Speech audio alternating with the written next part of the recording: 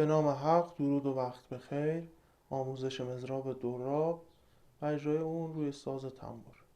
ببینید در حالت کلی دوراب تشکیل شده از دو راست چپ پیوسته که با سرعت بالا اجرا میشه.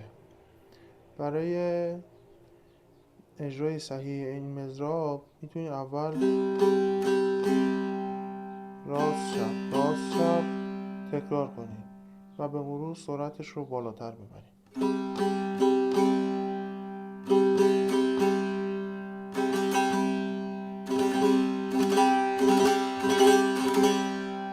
و در ادامه میتونین یک مضراب راست بهش اضافه کنین که زیبایی بهتری بهش بده.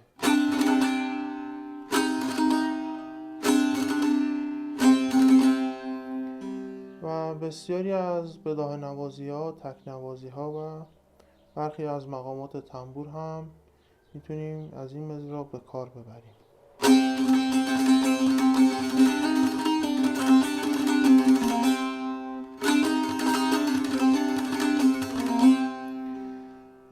این مضراب الان تشکیل شده از یک راست چپ و دوراب.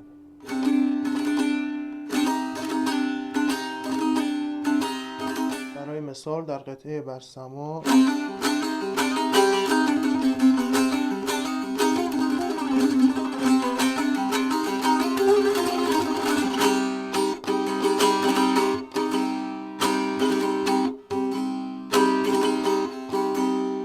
به این شکل اجرا شده و میتونید در مقام هایی مثل مقام قطار هم از این مضراب استفاده کنید.